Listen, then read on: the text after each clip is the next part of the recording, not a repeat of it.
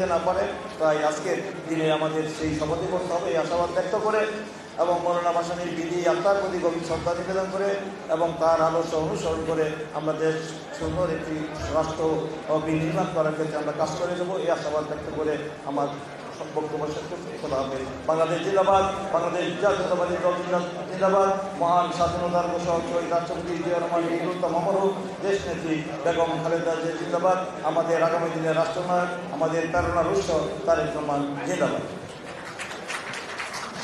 সংগ্রামী সাথী বন্ধুগণ, আমি আপনাদের মাঝে পরিচয় করে দিচ্ছি মজলুম জনতা মৌলানা আব্দুল হামিদ খান ভাসানী দৌহিত্র, বিএনপি নেতা। টাঙ্গাইলে আমাদের 6 দিনের কর্মসূচি গ্রহণ করা হয়েছিল, তারপরে পালন কমিটি থেকে যে গতকালকে কর্মসূচিগুলো আছে তিনি সমন্বয় করেছিলেন। বিএনপি নেতা জনাব মাহমুদুল হক সানু আমাদের মাঝে উপস্থিত হয়েছেন, আপনাদের পরিচয় করে দিচ্ছি। আমাদের মাঝে উপস্থিত হয়েছেন মহিলা দলের অনেক বোন, তাদের নাম বলে দিচ্ছি: রাবেয়া আলম, মোম আহমেদ চিনু, কলিকা, জ্যোৎস্না বেগম, আয়েশা বেগম, সালমা কামাল, মায়া রানী সরকার, নাজমা বিশ্বাস কুতুবি, আসামত রিনা, আসমা জানি, সাগরিকা কাজী, নাজিরা হক, মারফা, পারিয়া খাতুন, সামিনা আক্তার নিতা। যারা এখানে দাঁড়িয়ে আছেন দয়া করে ভিতরে যে বসুন। বিনীত অনুরোধ জানাচ্ছি, দয়া করে কেউ গেটে দাঁড়াবেন না। সাংবাদিক ছাড়া কাউকে এখানে দাঁড়িয়ে না থাকার জন্য অনুরোধ করছি। দয়া করে আপনারা যারা এখানে দাঁড়িয়ে আছেন ওদিকে যে আসন গ্রহণ করুন। এ পর্যায়ে বক্তব্য রাখবেন সোজাচার। উপস্থিত আছেন মহিলা দলের নাজিয়া হক রুনা, অধ্যাপকা, অভিনন্দন জানাচ্ছি। এই পর্যায়ে বক্তব্য রাখবেন সোজাচারের সাথে আন্দোলনের তখন ছাত্রনেতা, ছাত্রলীগের সাবেক সভাপতি, বিএনপি চেয়ারপারসনের সম্মানিত উপদেষ্টা জননেতা জনাব হাবিবুর রহমান হাবিব এখন বক্তব্য রাখবেন। জননেতা জনাব হাবিবুর রহমান হাবিব।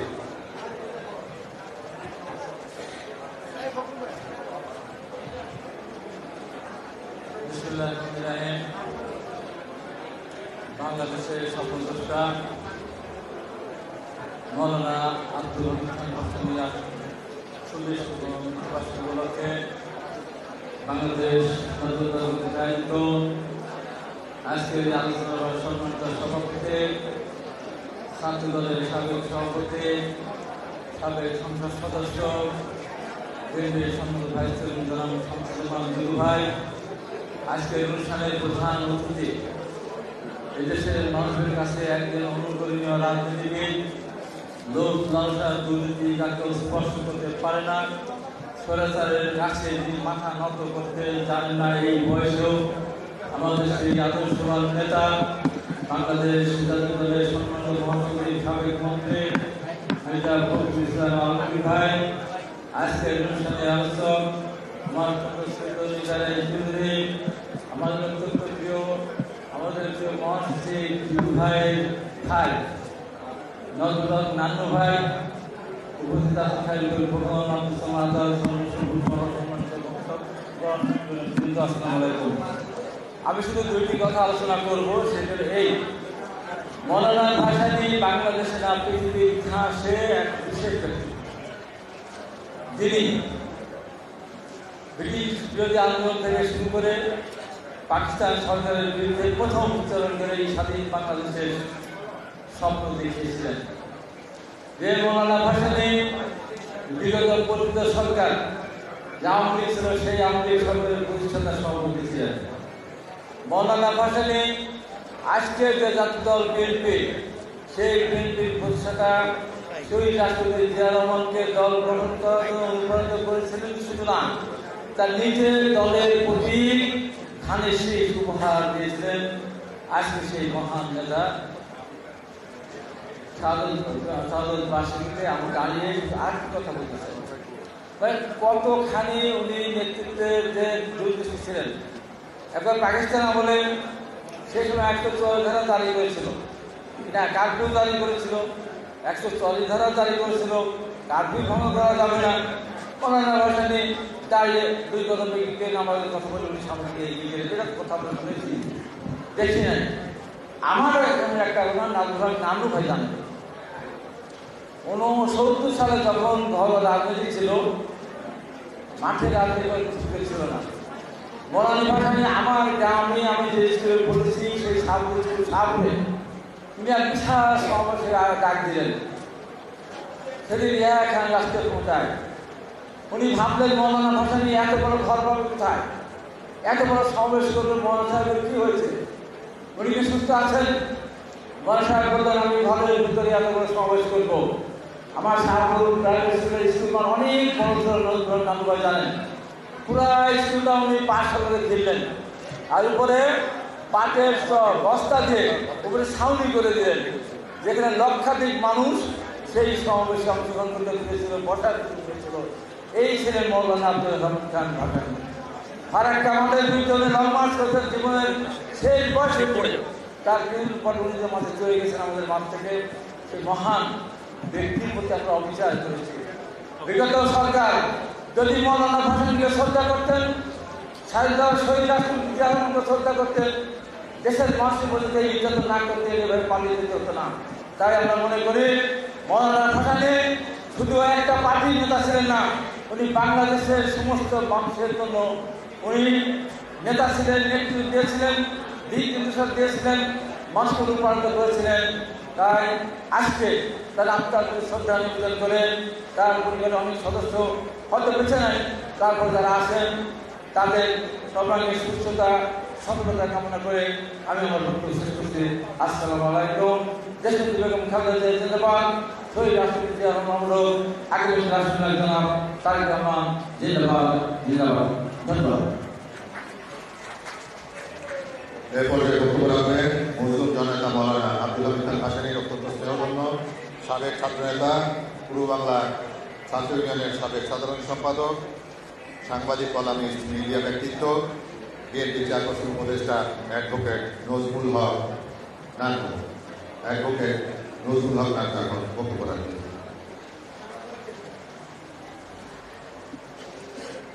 আসসালামু আলাইকুম।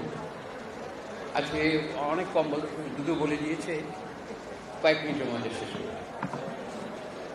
সম্মানিত সভাপতি, আমাদের অনুস্রোতের খুব বড় নেতা শামসুজ্জামান দুদু, সেই স্কুল জীবন থেকেই মৌলানা ভাসানীর কৃষক আন্দোলন এবং আজকে অনুষ্ঠানের প্রধান অতিথি আমাদের নেতা, জনগণের নেতা, বিএনপির মহাসচিব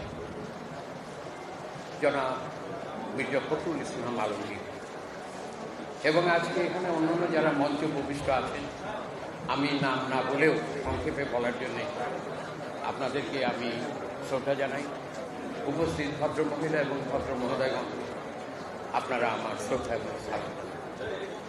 আজকে মৌলানা ভাসানীর সম্পর্কে অন্যান্য বছরের মতো আজকেও শ্রদ্ধা জানাতে যে আমার হৃদয়টা বিদীর্ণ হচ্ছে, ক্ষতবিক্ষত হৃদয়।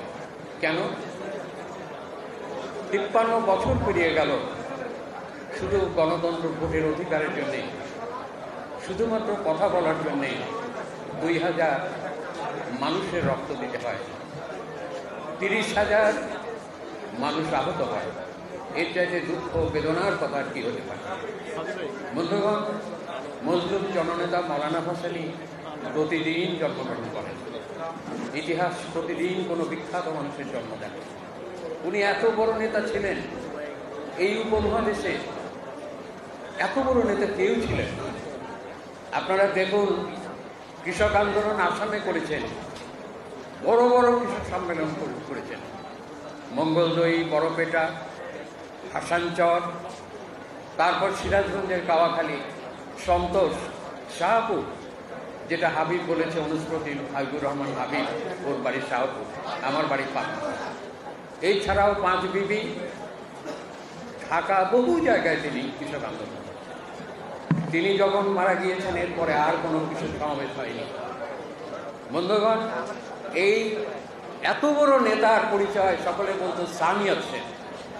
আমি সেই সানিয়ত সেনের বাড়িতে গিয়েছিলাম 1989 সালে। তখন আমার অত্যন্ত আমার শ্রদ্ধেয় মরহুম মির্জা গোলাম হাফিজ সাহেব, যিনি বাংলাদেশ শিক্ষার্থী সমিতির সভাপতি ছিলেন, স্পিকার ছিলেন, নেতা ছিলেন, মন্ত্রী ছিলেন, তিনি ওখানে যাননি, চীন থেকে ফিরে এসেছিলেন। আমি দেখলাম সানিয়া সেনের বাড়ি যে তিনি এত জনপ্রিয়, সাধারণ মানুষের মধ্যে লাঙল যার জমিদার এই আন্দোলন ছিল, মরনা হোসেনেরও তাই। বন্ধুগণ, আমি আর বক্তব্য বাড়াবো না, শুধু এই কথাটুকু বলি, তিনি একটি বড় ঘটনা ঘটিয়েছিলেন, ফারাক্কা আন্দোলন। ফারাক্কার সেই মহান সেই লং মার্চ, আপনারা জানেন আমাদের যে নদী, সেই নদীর পানি একতরফাভাবে ভারত প্রত্যাহার করে। মৌলানা ভাসানী বলেছেন বাংলাদেশের স্বাধীনতা, সার্বভৌমত্ব, বাংলাদেশের পানির প্রাপ্তি, এ সব কিছুই আন্তর্জাতিক আইন অনুযায়ী বাংলাদেশের প্রাপ্তি হয়, কিন্তু ভারত এটা করেনি। তিনি অসুস্থ অবস্থায় তিনি লং মার্চে সামিল হন এবং সেই মহানন্দা নদীর ওখানে গিয়ে তিনি সেখানে যে সমাপ্ত করেন। বন্ধুগণ, এটা ঐতিহাসিক ঘটনা। এরপর 1976 সালে তিনি অসুস্থ অবস্থায় আমরা টাঙ্গাইলে গেলাম। টাঙ্গাইলে যাওয়ার সময় তিনি অসুস্থ, তিনি মশিউর রহমান জাদুমিয়া ছিলেন, ন্যাপের নেতারা ছিলেন, আমরা ছিলাম। উনি বললেন যে দেখো, সারা জীবন আমার সাথে তোমরা রাজনীতি করেছো, এখন তোমরা একটা জাতীয়তাবাদী দল গঠন করো। যেই জাতীয়তাবাদী দল নির্বাচন করবে এবং দেশ শাসনের রায় তোমরা গ্রহণ করবে, তোমরা সৎ হয়ে আমার সাথে থেকে তোমরা কিছু পাবে না। মৌলানা ভাসানী নভেম্বরের 17 তারিখে চিরবিদায় নিলেন। এবং সবচেয়ে আশ্চর্যের ব্যাপার, তরুণ প্রেসিডেন্ট জিয়াউর রহমান মৌলানা ভাসানীকে চিনতে পেরেছিলেন। তিনি মৌলানা ভাসানীর আদর্শ ধারণ করলেন। আমরা ন্যাপ থেকে আমরা তখন জাতীয়তাবাদী ফ্রন্ট গঠন করে আমরা জাতীয়তাবাদী পার্টি, জিয়াউর রহমানের নেতৃত্বে জাতীয়তাবাদী পার্টি। আজকে মৌলানা ভাসানীর ধারাবাহিকতায় জিয়াউর রহমান, দেশনেত্রী বেগম খালেদা জিয়া এবং আমাদের প্রিয় নেতা তারেক রহমান, আমরা একই ধারায় আছি। আর আজকে যিনি প্রধান অতিথি, আমাদের নেতা, আমাদের বন্ধু, আমাদের ভাই মির্জা ফখরুল ইসলাম আলমগীর, তিনি সেই ছোটবেলা থেকেই, দিনাজপুর থেকেই মৌলানা ভাসানীর অনুসারী। তারপরে জিয়াউর রহমান, তারপরে ম্যাডাম খালেদা জিয়া, এখন তিনি তারেক রহমান, আমাদের প্রিয় নেতা। এক ধারায় উনি কাজ করেন। তিনি একজন প্রজ্ঞাবান মানুষ, আমি তার প্রশংসা করব না, উনি আমার ভাই এবং বন্ধু। তিনি জ্ঞানী মানুষ, সৎ মানুষ। এবং আমি যেটা বললাম, মির্জা গোলাম হাফিজ সাহেব তাঁর চাচা হন। ওনার পিতা ছিলেন মির্জা রুহুল আমিন সাহেব, উনিও বাংলাদেশ চিনমৈত্রী সমিতির ভাইস প্রেসিডেন্ট ছিলেন। আগামী মাসে আমি মির্জা গোলাম হাফিজকে স্মরণ করব। আপনারা চিন্তা করে দেখেন, মির্জা গোলাম হাফিজ সাহেব কত আগে মারা গিয়েছেন, আমরা কোনোবারই স্মরণ করি, আমরা এবার তাকে স্মরণ করি। আজকে আপনাদের সকলকে আমি সালাম জানাই। মজলুম জনতা মৌলানা ভাসানীর স্মৃতির প্রতি আমি শ্রদ্ধা জানিয়ে আপনারা ঐক্যবদ্ধ হন, আমাদের সংগ্রাম সামনে আছে। ধন্যবাদ।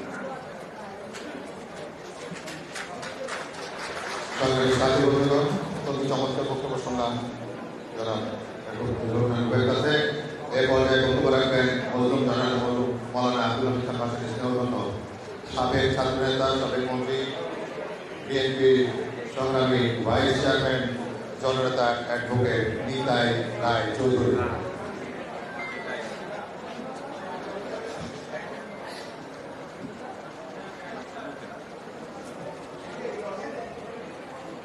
মজলুম জননেতা মৌলানা ভাসানীর 48তম মৃত্যু দিবসে আজকে বিএনপি কর্তৃক আয়োজিত মৌলানা ভাসানীর মৃত্যুবার্ষিকী উদযাপন জাতীয় কমিটির সংগ্রামী সদস্য সচিব, বিএনপির সংগ্রামী ভাইস চেয়ারম্যান, আজকের এই অনুষ্ঠানের সভাপতি জনাব শামসুজ্জামান মিলু, এখানে সভাপতি হিসেবে আছেন মৌলানা ভাসানীর আদর্শের পরিপূর্ণ অনুসারী এবং তার সহযোগিতা এককালে এবং বাংলাদেশের গণমানুষের নেতা, আমাদের পার্টির সংগ্রামী সভাপতি জনাব ফখরুল ইসলাম আলমগীর, এখানে অন্যান্য উপদেষ্টাবৃন্দ, নির্বাহী কমিটির যুগ্ম মহাসচিব এবং অন্যান্য সদস্যবৃন্দ, প্রিয় ভাই,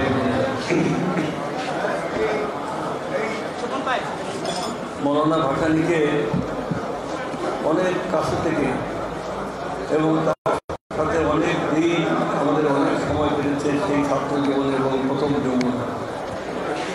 মৌলানা ভাসানী মৃত্যুর ঠিক দুদিন আগে পিজি হাসপাতালে উনি যে ক্যাবিনেট ছিলেন দীর্ঘদিন যাবৎ, তিনি ওখানে ছিলেন দীর্ঘদিন না কিছুদিন যাবৎ। আমি একেবারে পাশে গিয়ে বসলাম, আমি গায়ে হাত দিয়ে বললাম, হুজুর কেমন আছেন? উনি বললেন যে বড় দুর্বল, এখন তো উঠতে হবে, প্রতিবাদ করতে হবে। তখন একটা ইস্যু ছিল।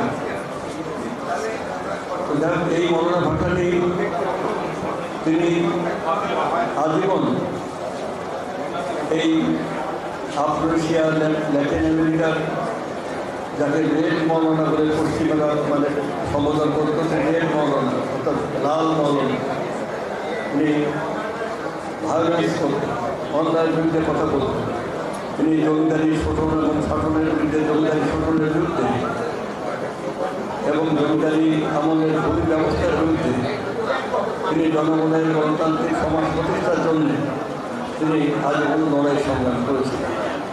আসামে লাইন প্রথার বিরুদ্ধে লড়াই করতে গিয়ে তিনি আসামে অবিসংবাদিত নেতা হিসেবে তিনি পরিচিত হন এবং এই বাংলাদেশে তিনি আবার এখানে শ্রমিক, কৃষক, মেহনতি মানুষ সবারই মানে তাদের প্রকৃত নয়নের মনে মৌলানা ভাসানী। মৌলানা ভাসানী প্রথমে মুসলিম লীগের নেতা ছিলেন, পরে আওয়ামী মুসলিম লীগ করলেন, পরে আওয়ামী বাদ দিয়ে তিনি মুসলিম লীগ করলেন। এটা তার জীবনের একটা দিক।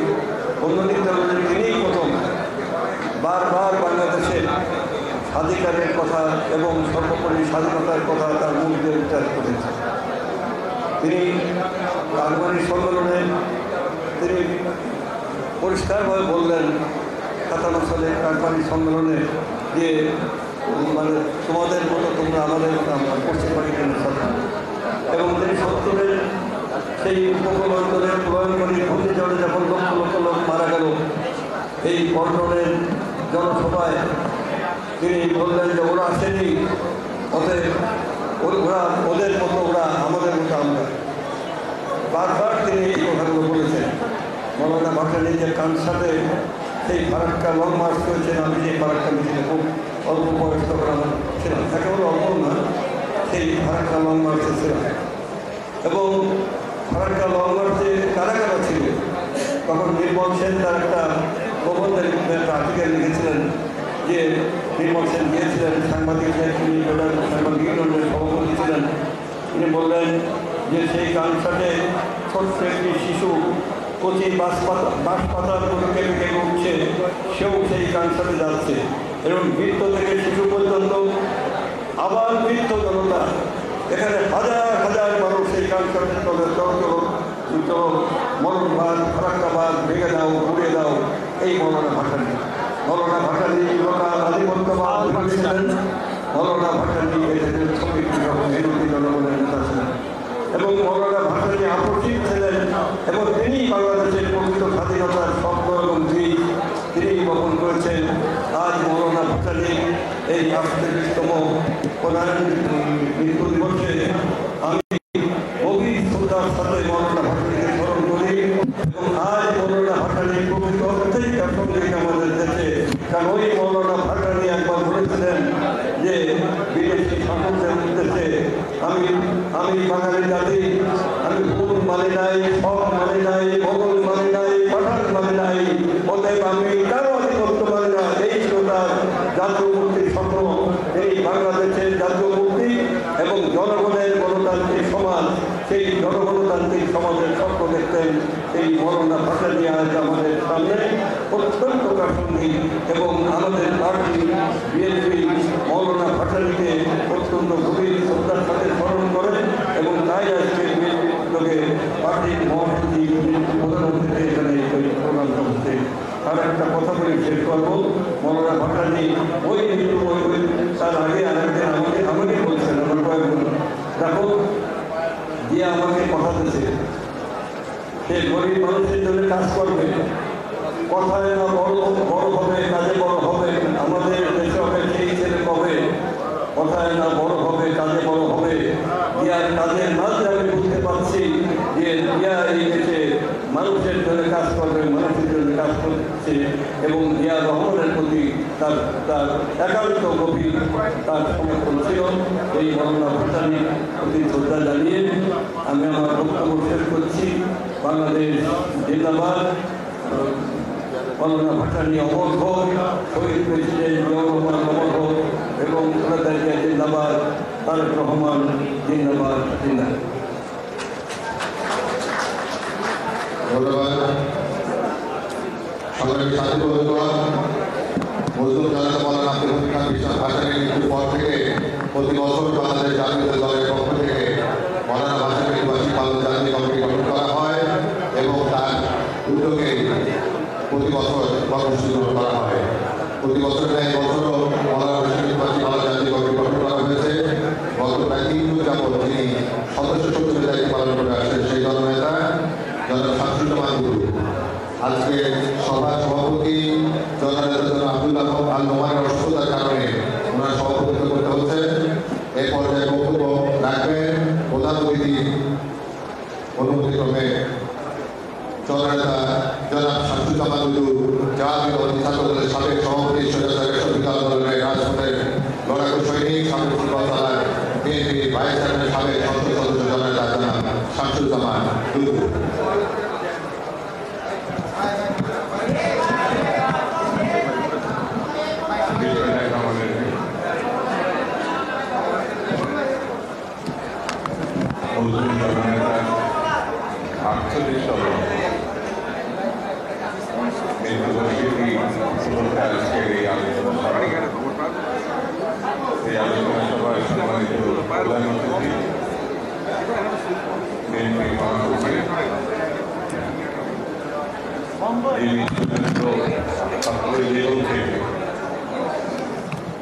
মৌলানা ভাসানী অনুসারী ছিলেন, রাজনীতি করেছেন, সংগ্রাম করেছেন, জেল খেটেছেন, নির্যাতন ভোগ করেছেন এবং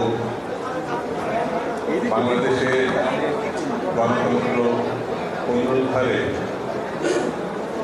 তিনি অন্যতম অগ্রনায়ক হিসেবে নিজেকে প্রতিষ্ঠিত করেছেন। বিএনপি মহাসচিব জনাব মির্জা ফখরুল ইসলাম আলমগীর, আজকে সম্মানিত বিএনপির নেতৃবৃন্দ, আলোচকবৃন্দ, উপস্থিত সাংবাদিক বন্ধুরা, আসসালামু আলাইকুম। বক্তৃতার সুযোগ নাই, সময়ও নাই। আমি দুটি ছোট্ট প্রসঙ্গ উল্লেখ করে আজকে আমার বক্তব্য শেষ করব, পরে প্রধান অতিথি বক্তৃতা। মৌলানা ভাসানীর প্রতি বিএনপি দেশনেত্রী বেগম খালেদা জিয়া, শহীদ জিয়া রহমান, জনাব তারেক রহমান বরাবর তাকে শুধু শ্রদ্ধা করে না, তারা মনে করে বাংলাদেশের স্বাধীনতা, সার্বভৌমত্ব, গণতন্ত্র রক্ষার মৌলানা ভাসানী আমাদের আরব্য পুরুষ, আরব্য নেতা, মহানায়ক। বন্ধুরা, খামোশ বলার একটাই মানুষ ছিল ব্রিটিশ, পাকিস্তান এবং বাংলাদেশ, তিনি মৌলানা ভাসানী। অন্যায়ের বিরুদ্ধে খামোশ উচ্চারণ করার যে গর্জন, এই একটি শব্দের মধ্যে যে দেশটা কাঁপিয়ে দেওয়া যায়, শাসক গোষ্ঠীকে সন্ত্রস্ত করা যায়, তিনি মৌলানা ভাসানী জাতিকে দেখিয়েছে। তার সমগ্র জীবন তিনি তুচ্ছ জ্ঞান করেছেন মানুষের সেবায়, মানুষের জীবন গঠনে, স্বাধীনতা, গণতন্ত্র, মানুষের অধিকার সংরক্ষণে। তিনি সারা দেশ, সারা পাকিস্তান, সারা ব্রিটিশ আমলে, সারা ভারতবর্ষ তিনি চষে বেরিয়েছেন। অনেক রূপকথা তুল্য কথা আছে। তিনি একদিকে রাজনীতিক, অন্যদিকে আধ্যাত্মিক নেতা, হিরো। তার অসংখ্য মরিদ আছে। সারা পৃথিবীতে। আমি তার আরেকটি ছোট্ট প্রসঙ্গ বলে আমার বক্তব্য শেষ করব। সেটি হচ্ছে তিনি একবার চীনে গিয়েছেন। চীনে মাওসেতুংয়ের আমন্ত্রণ করেন, তখনকার চেয়ারম্যান।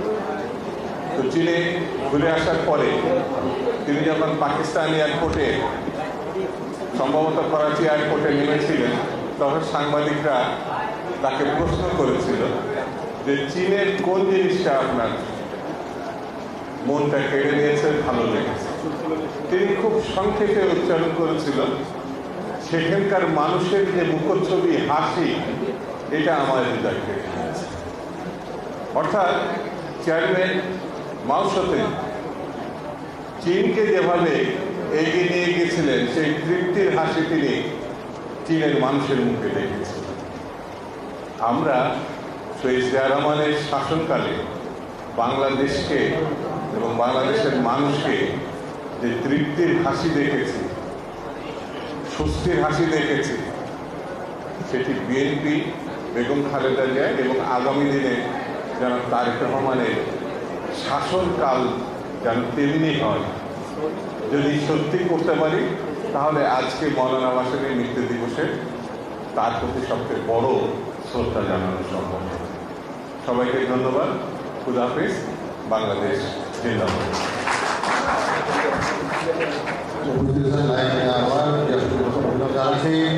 সংগ্রামী সাথী বন্ধুগণ, বাংলাদেশ জাতীয়তাবাদী দল কর্তৃক গঠিত মওলানা ভাসানী মৃত্যুবার্ষিকী পালন জাতীয় কমিটির উদ্যোগে 2 দিনব্যাপী কর্মসূচি চূড়ান্ত এবং সমাপ্ত দিনে আলোচনা সভা।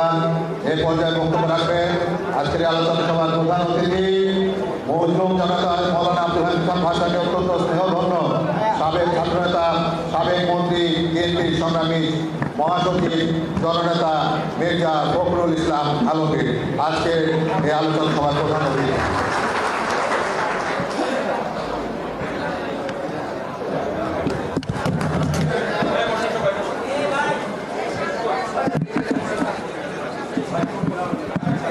আমি সাংবাদিক ভাইদেরকে অনুরোধ করব যে একটু কথা কম বলার জন্য, না বললে আরো খুশি হব। বিশেষ করে আমার পায়ে সামনে যারা আছে তারা ছবি টবি নেওয়ার পর একটু সরে গেলে আমাদের কথা বলতে একটু সুবিধা হয়, মানুষের কথা শুনতে সুবিধা হয়। কারণ আমরা যারা বক্তা, আমরা যারা বলি, কথা বলি, আমাদের দর্শকের আই কন্ট্যাক্টটা খুব জরুরি। আমি তাদের উদ্দেশ্যে কথা বলছি, তাদের দেখতে না পাই। আপনারা কাজ করেন না কেন, আপনারই কথা বলেন, এখানে আমরা চলে যাই, ইটস বেটার বোধ হয়। এইভাবে করলে তো আমাদের পক্ষে অসুবিধা।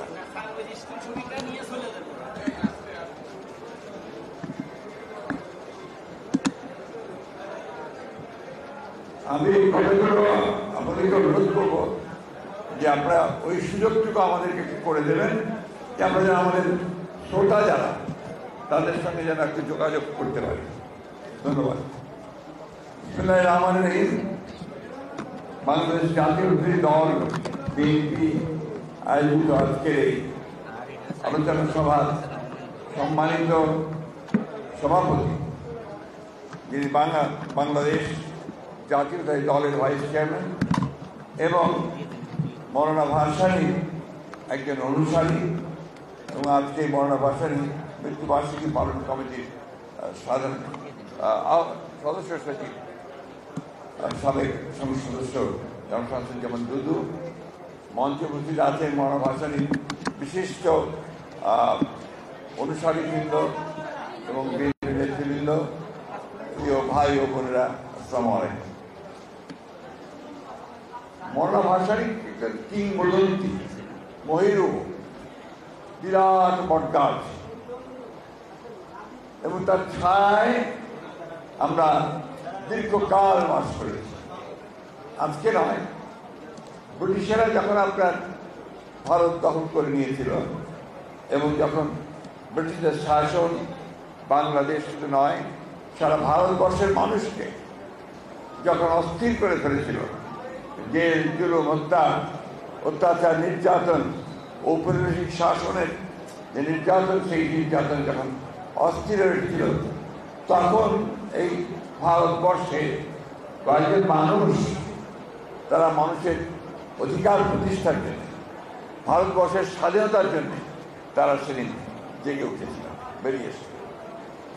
মৌলানা ভাসানী ব্যতিক্রমী রাজনৈতিক নেতা। সেই সময় যারা রাজনীতি করতেন, সামনে ছিলেন, সবাই আপনার সামন্তবাদী পরিবার থেকে আসা, বেশিরভাগই সেই ভারতবর্ষের পশ্চিমে বলেন পূর্বে বলেন সব ছিলেন তারা সম্ভ্রান্ত পরিবারের লোকজন, অত্যন্ত উচ্চ শিক্ষিত, এবং তাদেরকে বলা হতো জিগাল লর্ড, তারা সবাই সামন্ত প্রভু।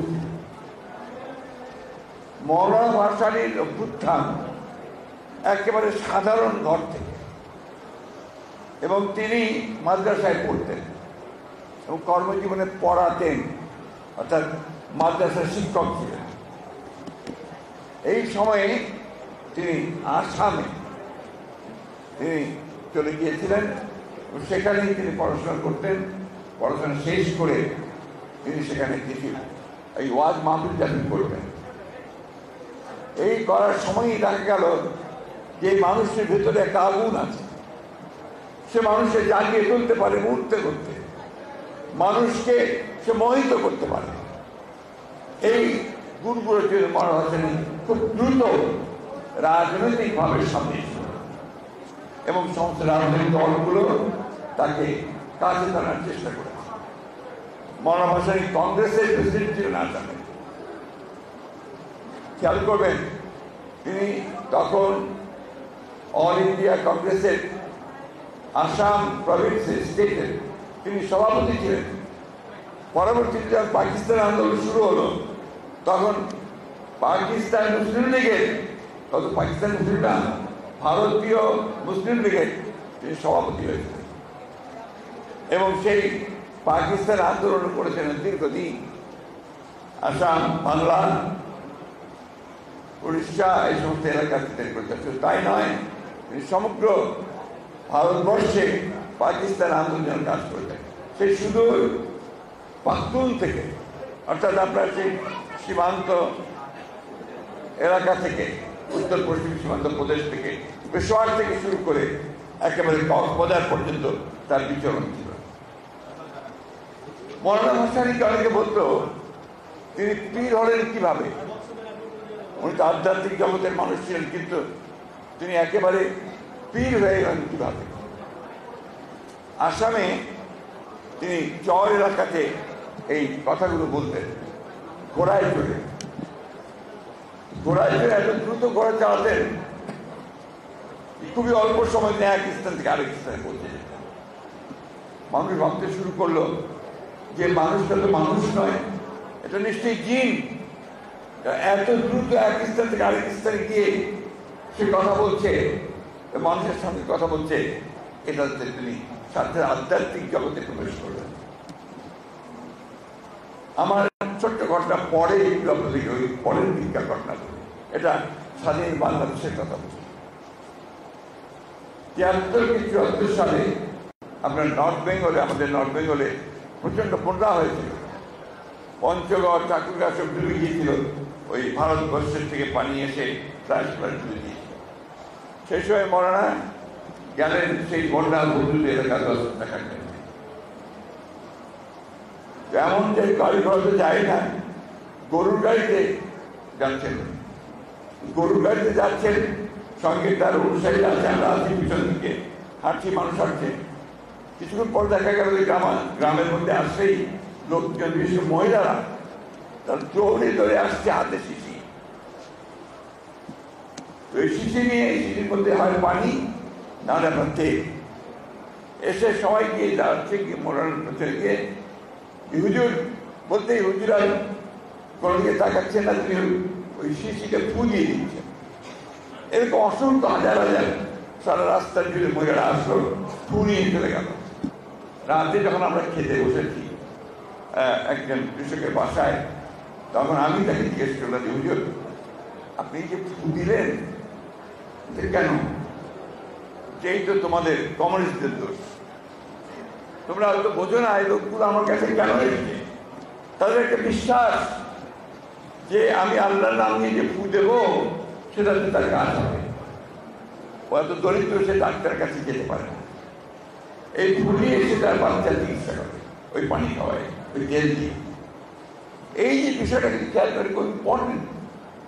অর্থাৎ তখনই তিনি এটা বুঝেছিলেন যে এই দেশে এই মানুষগুলোর মধ্যে ধর্মবোধকে বাদ দিয়ে কোনো কাজ করা ঠিক হবে না।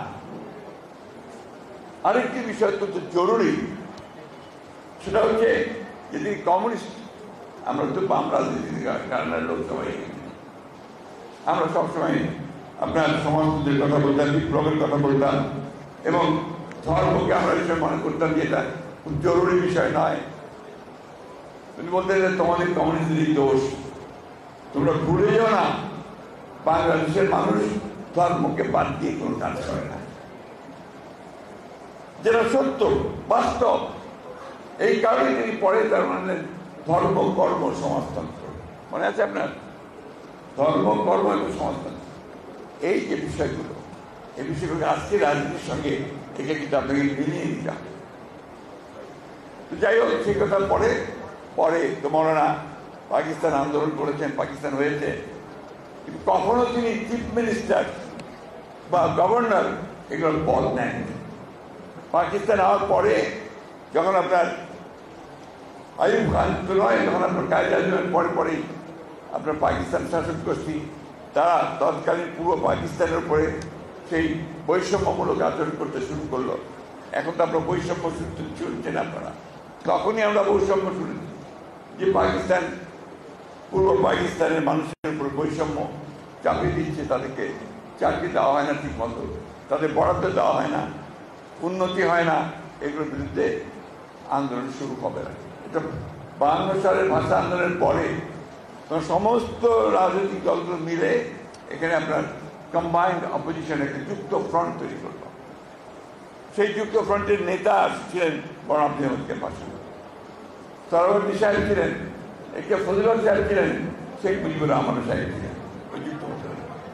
এই যুক্ত ফ্রন্ট 54 সালে এই পূর্ব পাকিস্তানের সমস্ত আসনগুলো পেয়ে গেল কয়েকটা মানুষ। আর দেখেন, রাজনীতি যদি ভুল হয়, যে পাকিস্তানের জন্য এই দেশের মানুষের লড়াই করেছে 46-এ, যে পাকিস্তান মুসলিম লীগ ছিল একটা অসীমবাদী অবিসম্বাদী একটা রাজনৈতিক দল, সেই রাজনৈতিক দলের ভরাডুবি হলো ভুল রাজনীতি করার কারণে এই বাংলাদেশ পূর্ব পাকিস্তান। তো this is very important lesson, অত্যন্ত জরুরি একটা শিক্ষা, যে আমরা এমন কোনো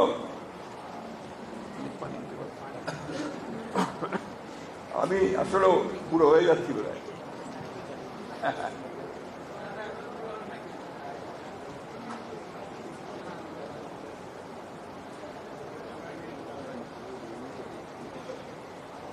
এই বিষয়গুলো আমাদের রাজনীতিবিদরা অনেক সময় খেয়াল করে না।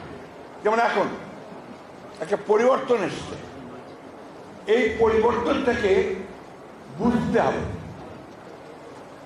বুঝতে হবে যে ছেলেরা কি বলছে। আমাদের মধ্যে অনেকে আছে, বিশেষ করে বিএনপির মধ্যে, ছেলেরা সব আন্দোলন একাই করেছে এটা মানতে রাজি না, তাই না? অনেকে কথা খুব জোরে সোরে মিটিংয়ের মধ্যে বলেন।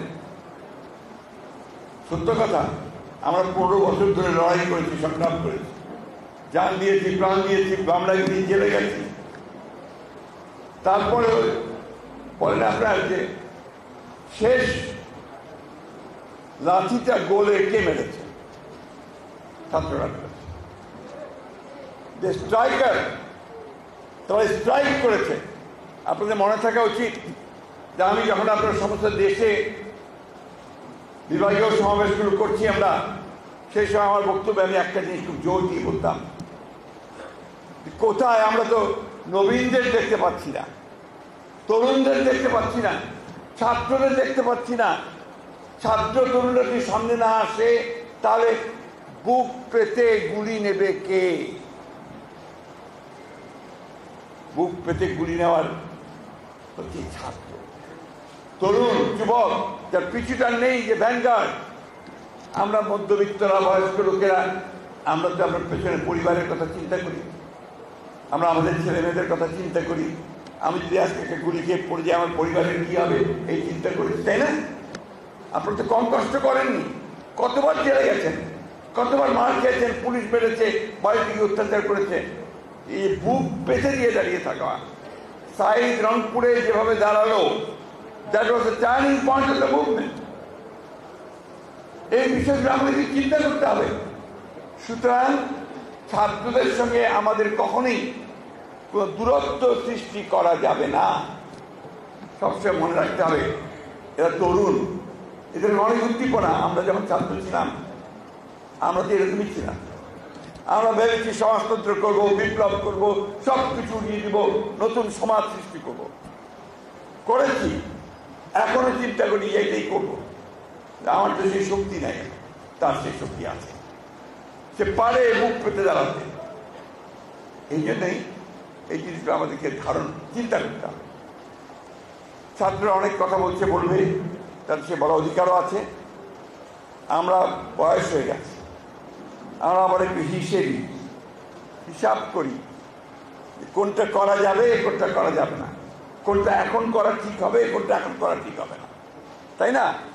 সেই কারণে আমরা বলছি যে দ্রুত নির্বাচন হওয়াটাই এই দেশের জন্য, জাতির জন্য মঙ্গল। কেন বলছি? আমাদের অভিজ্ঞতা থেকে এই ধরনের সরকার যতদিন বেশি থাকে তত সমস্যা তৈরি হবে। কেন? এর তো ম্যান্ডেট নাই, এটা নির্বাচিত সরকার নয়, এর পেছনের শক্তিটা কোথায়? এই জন্যে এই সরকারকে ওইটা চিন্তা করতে হবে যে আমি যত দ্রুত সময় পারি প্রয়োজনীয় যে সংস্কারগুলো, যেগুলি আমরা কথা বলেছি 2 বছর আগে, আমাদের 31 দফা 2 বছর আগে দিয়েছি আমরা সংস্কার, তাই না? নাকি চুপ করে থাকেন, কারণ কথা বলেন না? মনে হয় না আমার কথাগুলো কানে যাচ্ছে আপনাদের? যাচ্ছে? তাহলে কথা বলবেন, রেসপন্ড করবেন। ধন্যবাদ, কিন্তু মাঝে মাঝে রেসপন্ড করতে হয়। এইটা আমরা 2 বছর আগে দিয়েছি। কেন? আমরা নিজেরা উপলব্ধি করেছি যে এই বিষয়গুলোর পরিবর্তন দরকার। আমরা হয়তো আপনার প্রধানমন্ত্রীর ক্ষমতা আর রাষ্ট্রপতির ক্ষমতা আপনার পার্থক্য করতে বলেছি, ভাগ করতে বলেছি। এক ব্যক্তিকে বেশি ক্ষমতা দেওয়া যাবে না। একজন ব্যক্তি 2 বারের বেশি প্রধানমন্ত্রী হতে পারবে না। আমরা বলেছি 21 দফায়, আমরা বলেছি পার্লামেন্ট কক্ষ বিশিষ্ট হতে হবে, তাই না?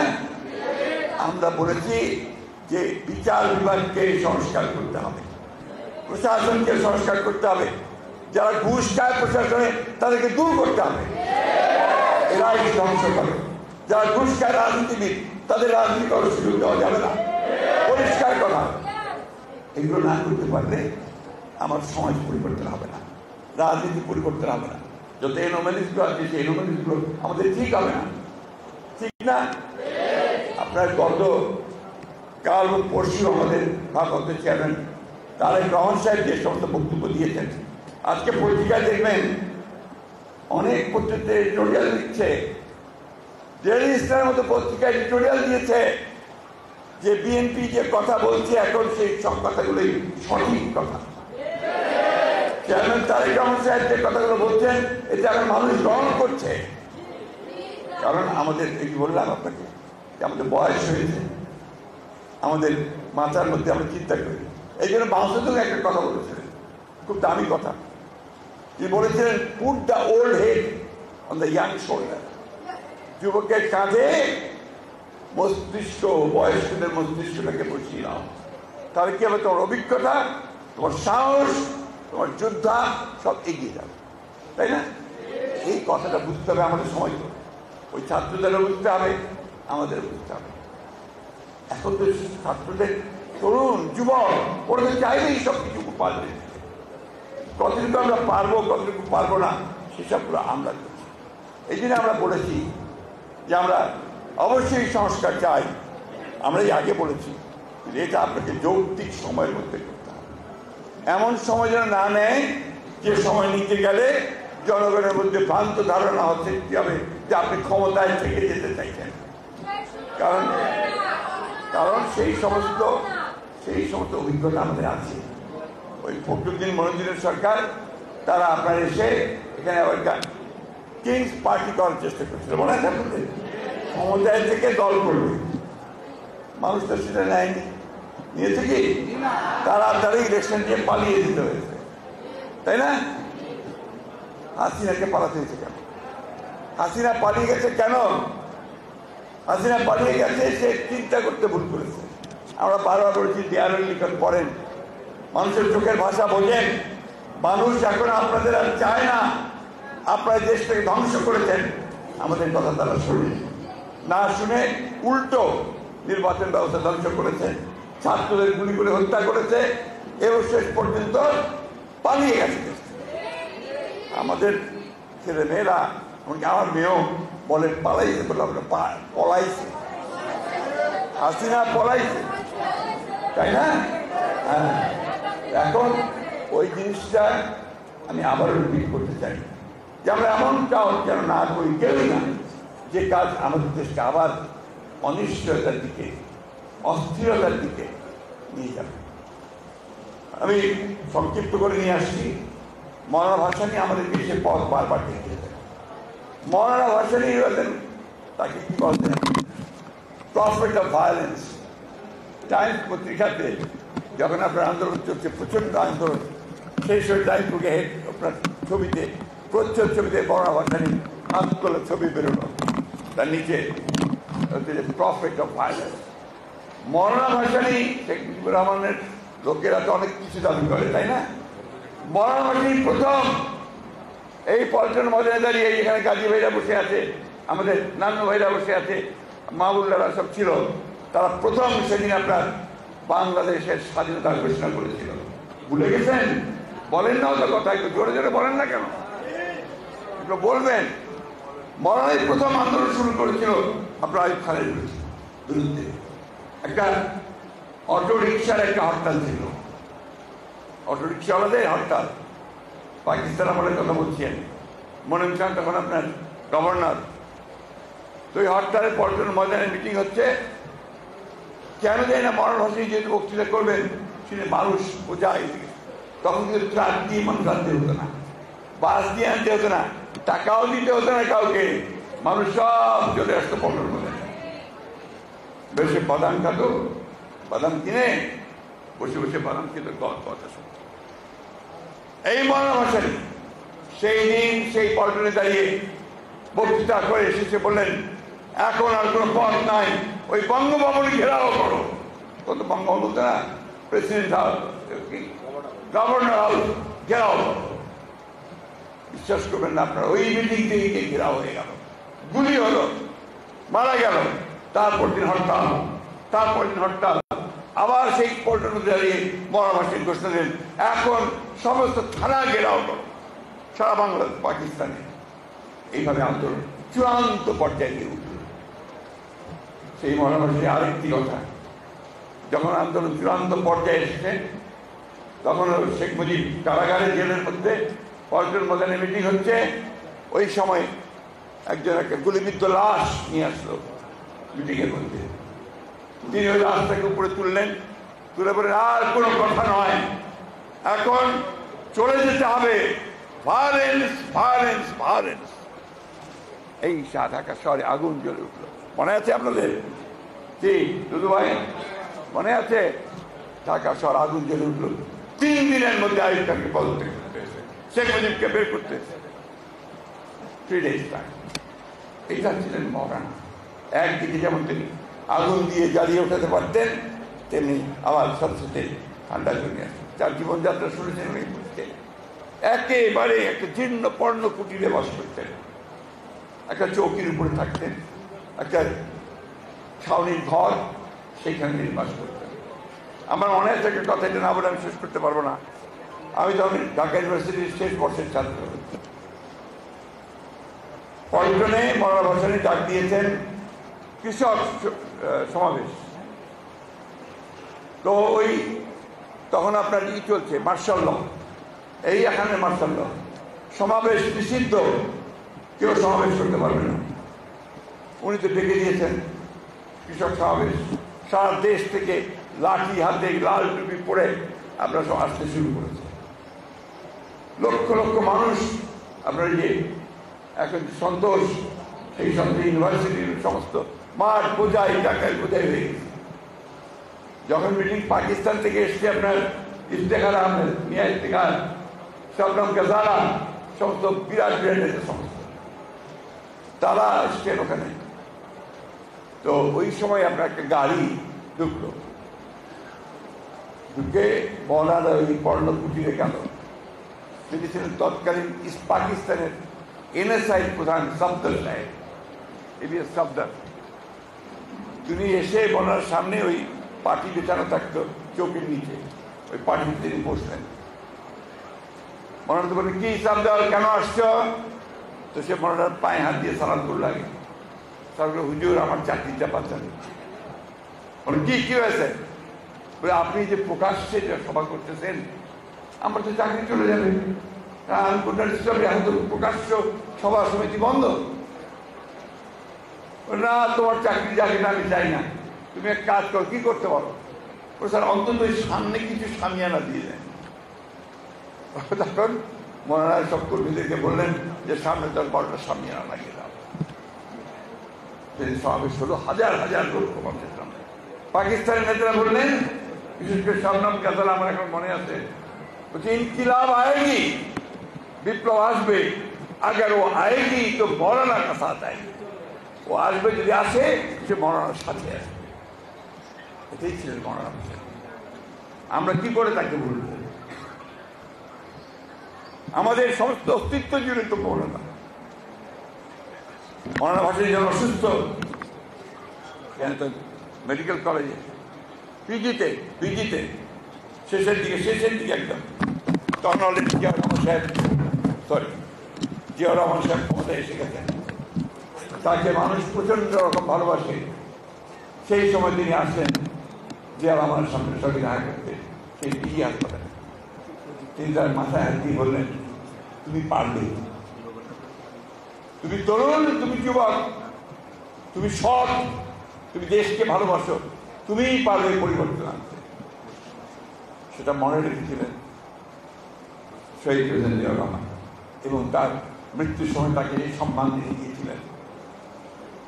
এবং ওই চিন্তার মধ্যে দিয়ে আমাদের শহীদ জিয়াউর রহমান হচ্ছে ঠিক একইভাবে আমাদের কাছে সাধারণ মানুষের কাছে আজকে সেইভাবে তিনি জনপ্রিয়। তাই বন্ধুগণ, একটা ক্রান্তির সময়কাল আমরা পার হচ্ছি। কালকে আমাদের প্রধান উপদেষ্টা মহোদয় একটা 100 দিনের পূর্তির বক্তব্য রেখেছেন, ভালো হয়েছে। অনেকেই আশান্বিত হয়েছে, আমি একটু আশাহত হয়েছি। আমি আশা করেছিলাম যে প্রধান উপদেষ্টা মহোদয় তার সমস্ত প্রজ্ঞা দিয়ে সমস্যাটা চিহ্নিত করে তিনি নির্বাচনের একটা রূপরেখা দেবেন। আমি কেন বারবার নির্বাচনের কথা বলছি? কারণ নির্বাচন দিলে আমার অর্ধেক সমস্যার সমাধান হয়ে যায়। বিএনপি ক্ষমতায় যাক না যাক, দ্যাট ইজ ইমম্যাটেরিয়াল। আজকে যারা বাংলাদেশে ক্ষতি করতে চাচ্ছে, যারা বাংলাদেশে স্থিতিশীলতা নষ্ট করতে চাচ্ছে, বাংলাদেশকে যারা সংঘাতের মধ্যে জড়িয়ে যাচ্ছে, তারা তখন পিছিয়ে যেতে বাধ্য হবে। ওই সরকারের পিছনে জনগণের সমর্থন থাকবে। এই বিষয়টা অবশ্যই চিন্তা করতে হবে। সংস্কার আমরা চাই না, শুধু আমরা শুরু করেছি, আমরাই ওই ইনিশিয়েটিভ নেই। সংস্কার অবশ্যই চাই এবং সংস্কার আমরা করব। আপনারা দয়া করে জিনিসটাকে যেভাবে করলে সবচেয়ে সুন্দর হয়, সকলের কাছে গ্রহণযোগ্য হয়, সেইভাবে এগিয়ে যান। এটা আমাদের আপনাদের কাছে অনুরোধ। আমরা এখন পর্যন্ত কোনো বাধা সৃষ্টি করিনি, বলতে আপনাকে সমর্থন দিয়ে চলেছি, প্রতিটি ক্ষেত্রে সমর্থন দিচ্ছি। যদিও আপনাদের এই সচিবালয়, সেখানে এখনো সমস্ত দোসরেরা, এই স্বৈরাচারের ফ্যাসিবাদের দোসরেরা বসে আছে, কিভাবে কাজ করবে? আপনি কাদেরকে নিয়ে সংস্কার করবেন? এরা তো সংস্কার করতে দেবে না আপনাকে। সমস্ত আমরা বসে আছি বেশিরভাগ যারা ওই স্বৈরাচারের দোসর, যারা কোটি কোটি টাকা আয় করেছে, দুর্নীতি করেছে, একই সঙ্গে তাদের তো আপনি সেইভাবে আমরা দেখতে পাচ্ছি না, সেইভাবে তাদের বিরুদ্ধে ব্যবস্থা হচ্ছে। এগুলোকে একটু দৃশ্যমান করেন। আর গভর্নেন্স, সেইদিকে একটু লক্ষ্য দিতে হবে। প্রশাসন চালানো, দেশ শাসন করা, এর মধ্যে আমরা স্বস্তি পাই, শান্তি পাই। জিনিসপত্রের দাম এমন বেড়েছে যে শান্তি পাওয়ার কোনো কারণ নাই।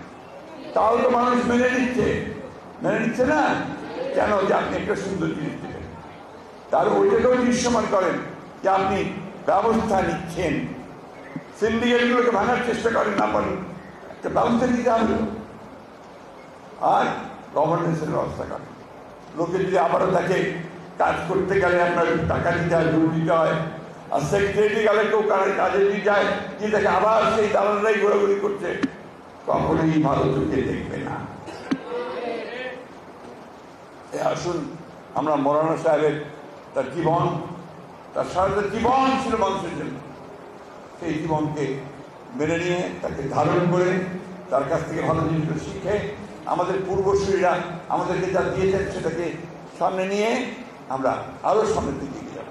আমি বিশ্বাস করি যে এই সরকার তারা পারবে, আমি বিশ্বাস করি আমাদের বাংলাদেশের মানুষ পারবে, আমি বিশ্বাস করি এই তরুণেরা, যুবকেরা, ছাত্ররা তারা পারবে একটা নতুন বাংলাদেশ দিতে আমাদেরকে।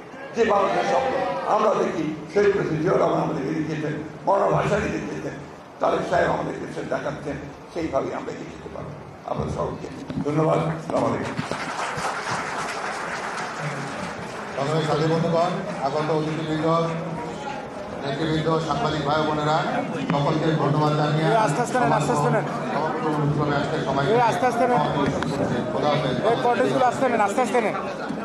আস্তে নেন।